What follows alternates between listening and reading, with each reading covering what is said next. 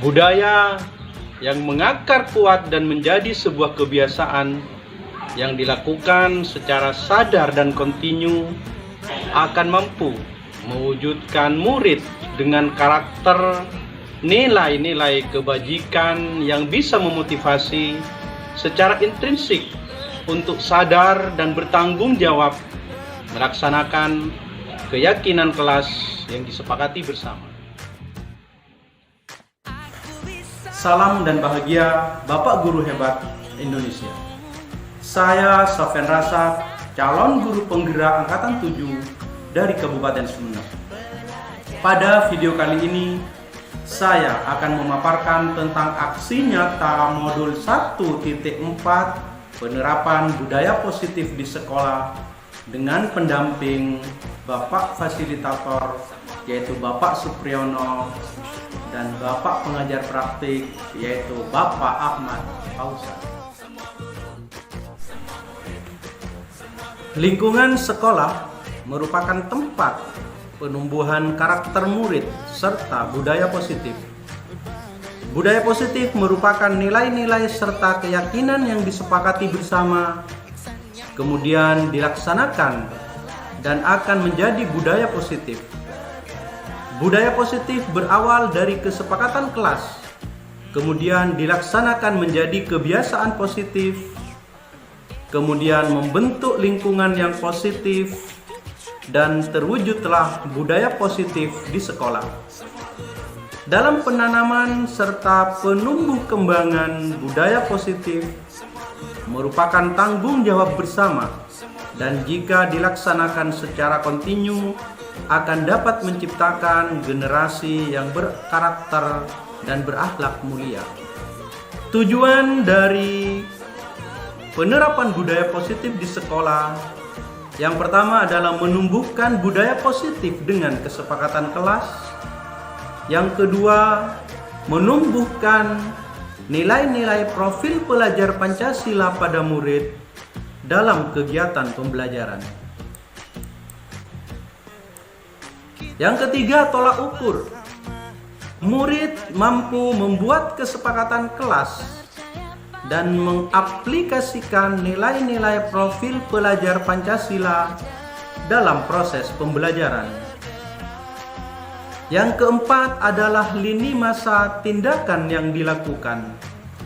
Yang pertama, merancang kegiatan aksi nyata dan melaporkannya kepada kepala sekolah.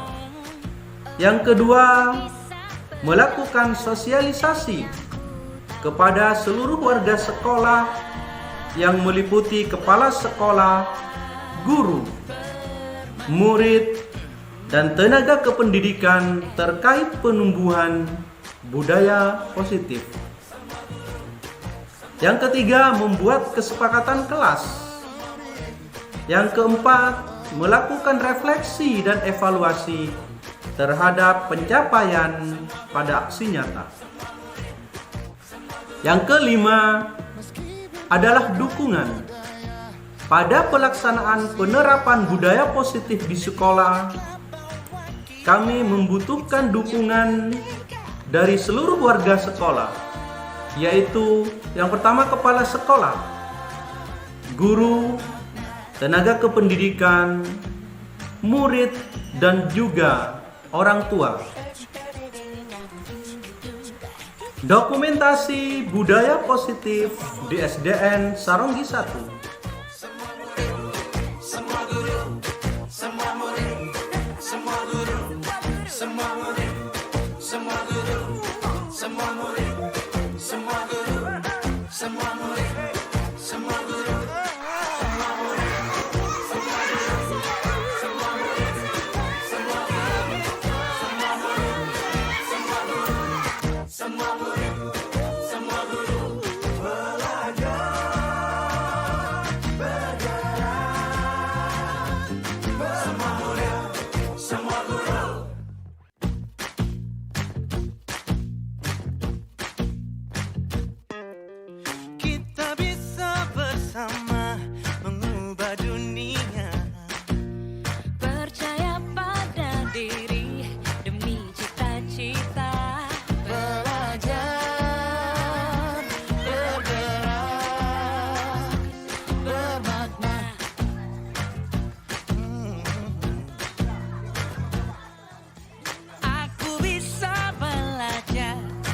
Wabarakatuh. Apa kabar anak-anak? Pada hari ini adalah hari pertama kalian masuk pada semester 2. Untuk itu sebelum Pak Sofyan memberikan pelajaran, hari ini kita akan membuat kesepakatan kelas. Tahu kesepakatan kelas? Ya. Jadi kesepakatan kelas ini adalah kesepakatan antara siswa dan guru untuk melaksanakannya dengan baik. Cukup satu orang menuliskan satu kesepakatan kelas. Ya. Situng original itu nanti kita tempel di sini, semua menempel, nanti dibacakan akan Pak Sofyan tulis apa yang menjadi kesepakatan kelas yang harus kita laksanakan dalam jangka waktu 1 semester ke depan. Paham?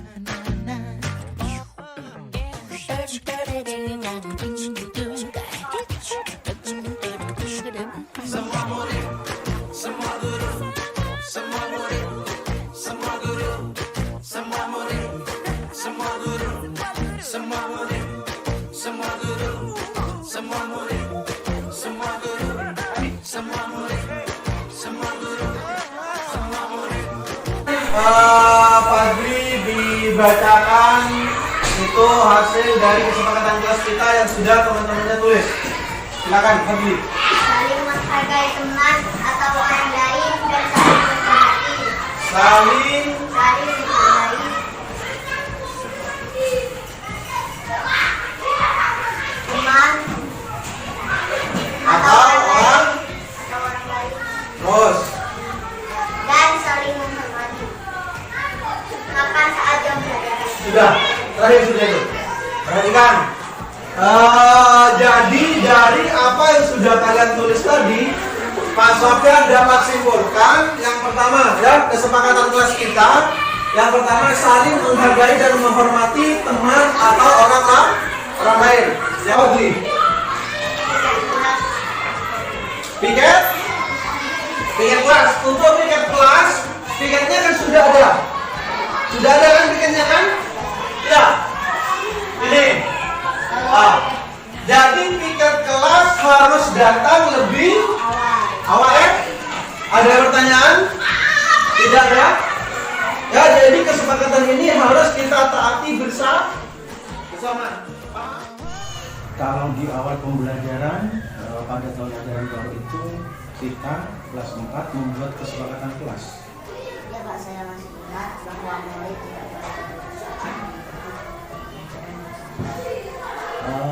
Apakah kamu bisa untuk mempraktekkan kesepakatan itu? Ya Pak, saya akan menanamkan kesadaran dalam diri saya bahwa tidak akan melewati tugas seperti pembelajaran. Ya, terima kasih buat dia dan jangan lupa jangan diulangi lagi ya. Proses penanaman disiplin yang diterapkan oleh Bapak Sofyan adalah sangat baik karena saya bisa belajar dari kesalahan saya. Saya dituntun untuk melihat ke dalam diri saya dan apabila kita melanggar kesepakatan kelas, kita harus sadar bahwa melanggar kesepakatan kelas itu adalah kesalahan. Saya akan berusaha memperbaiki dan tidak mengulangi lagi kesalahan yang sama. Warahmatullahi wabarakatuh. Waalaikumsalam warahmatullahi wabarakatuh. Terima kasih Bapak Ibu waktunya. Hari ini saya akan berbagi tentang budaya positif. Apa itu budaya positif? Bapak Ibu tahu tidak apa itu budaya positif? Tidak? Belum paham? Budaya positif adalah perwujudan dari nilai-nilai keyakinan dan kebiasaan yang berpihak pada murid. Suatu contoh misalnya seperti ini. Bapak Ibu mau ke kota, mau ke Sumeneb. Pada saat itu juga belum ada peraturan tentang memakai helm. Tetapi Bapak Ibu tetap akan memakai helm. Apa alasannya Bapak Ibu memakai helm? Apakah karena ada aturan? Karena ada aturan.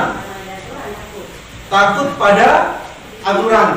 Mungkin alasan yang lain? Kalau jatuh takut kepalanya pecah. Kalau jatuh takut kepalanya pecah. Jadi intinya bahwa budaya positif ini harus kita bangun dari dalam diri kita. Seperti Bapak Ibu tadi mengatakan, kalau kita ke kota, ke Sumeneb, kita tidak memakai helm atau kita memakai helm, kalau itu hanya karena sebuah ketaatan, sebuah aturan, itu berarti tidak datang dari diri kita sendiri, melainkan dari luar. Faktornya adalah faktor eksternal, faktor luar. Tetapi bagaimana kita hari ini menyadari bahwa kita memakai helm ini bukan untuk orang lain, bukan karena ketaatan kita kepada peraturan, tetapi karena untuk sebuah keselamatan. Jadi inilah yang dimaksud dengan budaya positif, budaya yang mau kita bangun, tetapi budaya itu bukan berasal dari luar, tetapi berasal dari diri kita sendiri. Budaya positif menciptakan lingkungan yang aman, nyaman, menyenangkan, bebas dari tekanan, suasana belajar yang positif. Jadi apabila lingkungan kita sudah kita bangun dalam situasi dan kondisi yang kondusif, dalam situasi yang positif, maka anak-anak dalam belajar itu akan merasakan kenyamanan. Anak-anak akan merasakan senang, bebas, walaupun bebasnya tetap kita kontrol. Kenapa? Karena anak-anak tidak tahu bahaya. Anak-anak bisa saja bebas bermain dan lain sebagainya. Kalau kita kontrol, kita tahu batasannya. Oh, kalau seperti ini berbahaya, kalau seperti ini kurang bagus. Bapak Ibu, dari pengertian budaya positif tadi, apa saja yang bisa kita lakukan? Yang bisa kita lakukan untuk membangun sebuah budaya yang positif itu ada 6. Jadi dari awal disiplin positif sampai pada restitusi. Restitusi ini adalah sebuah keyakinan bagaimana kita menyadarkan anak atas kesalahannya sendiri dan bagaimana anak diminta untuk bisa menemukan solusi atas kesalahan yang pernah dilakukannya baik di kelas ataupun di sekolah. Ini adalah perbedaannya antara disiplin biasa dengan disiplin positif. Yang pertama, kalau disiplin biasa itu dikendalikan oleh kontrol eksternal. Jadi yang mengontrol, yang membuat kontrolnya adalah dari luar. Sedangkan disiplin positif dikendalikan oleh kontrol internal.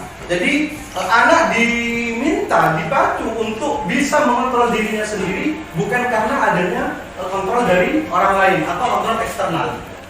Yang ketiga adalah nilai-nilai kebajikan universal. Jadi nilai-nilai yang mau kita adakan, yang mau kita tetapkan sebagai sebuah nilai universal kepada siswa adalah nilai-nilai yang terkandung dalam profil pelajar Pancasila, yaitu ada 6 nilai. Yang pertama, beriman dan bertakwa kepada Tuhan Yang Maha Esa. Yang kedua, mandiri, benar, kritis, berkebinekaan global, bergotong royong, dan kreatif. Jadi paling tidak nilai-nilai kebijakan universal ini nantinya bisa dibawa oleh siswa untuk membentuk sebuah karakter pada dirinya. Yang ketiga, untuk menjadi orang yang mereka inginkan dan menghargai diri sendiri dengan nilai-nilai yang mereka percaya. Artinya bahwa kalau kita tidak ada hukuman, kita tidak ada reward, imbalan, penghargaan, kita akan berjalan sesuai dengan apa yang kita mau.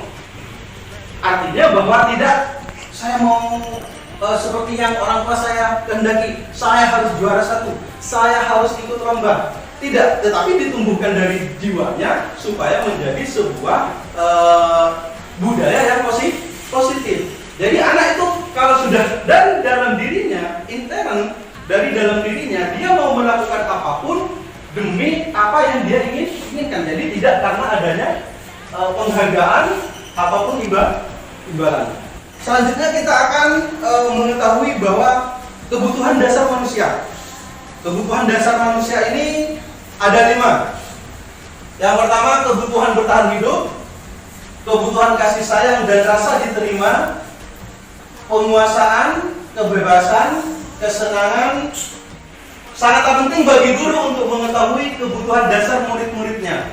agar bisa memahami alasan dibalik setiap tindakan dan sikap dari tingkah laku mereka. Karena setiap individu itu adalah dilahirkan istimewa, setiap anak berbeda, setiap anak punya kelebihan masing-masing, setiap anak punya kekurangan masing-masing. Tetapi kita sebagai pendidik harus tetap berprinsip bahwa anak ini adalah ibaratnya gunung es. Artinya apa? Bahwa yang terlihat hanya sedikit. Bapak Ibu tahu gunung es? Gunung es itu yang terlihat di permukaan hanya sedikit, tetapi di dalamnya itu jauh lebih besar. Artinya bahwa potensi anak, potensi yang dimiliki oleh setiap siswa, setiap murid, setiap peserta didik kita itu berbeda. Jadi bagaimana kita menggali potensi-potensi yang ada pada diri siswa agar mereka bisa ditebarkan lakunya dan tidak tersesat sehingga mereka bisa menjadi pribadi yang lebih baik dengan tuntutan, dengan tuntunan budaya positif tadi. Selanjutnya adalah 5 posisi kontrol. Jadi Bapak Ibu bisa menempatkan diri dalam 5 posisi kontrol ini, karena posisi kontrol ini adalah mengontrol siswa kita. Yang pertama adalah sebagai penghukum. Bapak Ibu pernah tidak menjadi atau berada di posisi penghukum? Sering mungkin ya. Anak-anak rame sedikit dihukum, anak-anak tidak mengerjakan PR dihukum. Itu adalah posisi penghukum. Yang kedua, membuat merasa bersalah. Anak-anak diceramahi dan sebagainya, seolah-olah itu yang bersalah adalah anak. Dari kedua posisi ini, posisi penghukum dan membuat merasa bersalah ini adalah 5 posisi yang tidak baik, 5 posisi yang tidak tepat yang dilakukan oleh guru. Selanjutnya, teman.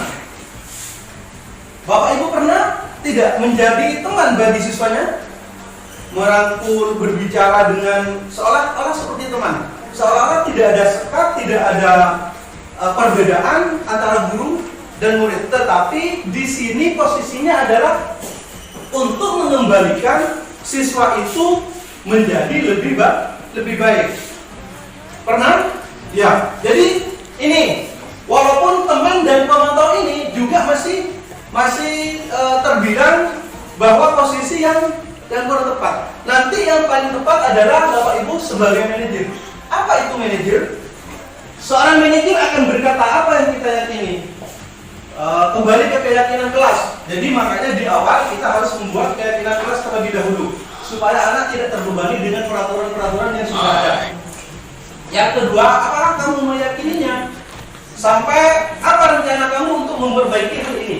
Dari pertanyaan yang terakhir ini, kita sebagai guru memposisikan sebagai manajer menumbuhkan, mencarikan solusi untuk anak dengan solusinya sendiri. Jadi anak tidak harus didikte, kamu seperti ini, kamu harus seperti itu. Tidak.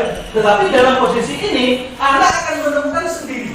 Misalnya saya sampaikan bahwa menghukum dan membuat orang merasa bersalah ini adalah identitas yang gagal. Jadi kita kalau bisa jangan sampai melakukan ini pada 5 posisi kontrol. Yang kedua adalah berhasil atau sukses. Tetapi dalam hal ini ada ketergantungan kepada orang lain masih. Kenapa? Karena kita sebagai teman dan sebagai pemantau masih ada yang memantau, masih ada yang melihat dari jauh. Sehingga anak masih belum bisa menghargai dirinya sendiri dan anak tidak akan bisa menemukan solusi. Kenapa? Karena masih ada kita teman atau pemantau. Oh ini solusinya atas guru seperti itu. Tetapi kalau nanti kita memposisikan sebagai manajer, mengajukan pertanyaan-pertanyaan dan sampai pada mengevaluasi diri bagaimana cara memperbaiki diri, itu nanti akan tumbuh dan lahir dengan sendirinya dari dalam dirinya sendiri. Untuk selanjutnya ini adalah segitiga restitusi. Jadi ini nanti yang akan menjadi sebuah solusi bagaimana siswa-siswa kita yang ada masalah yang melanggar kesepakatan kelas nanti ini menjadi solusinya. Ini adalah segitiga restitusi. Yang pertama, hal yang perlu kita lakukan adalah menstabilkan identitas. Jadi siswa itu dibawa bagaimana untuk menstabilkan identitasnya, untuk menstabilkan kesalahan-kesalahannya. Yang kedua adalah validasi tindakan yang salah. Jadi anak diberikan kesempatan untuk menemukan sendiri bagaimana validasi tindakan yang salah. Apa yang sudah anak lakukan, apa yang sudah anak kerjakan. Dengan segitiga institusi ini tentunya mengetahui apa alasan-alasan anak melakukan hal-hal yang seperti itu.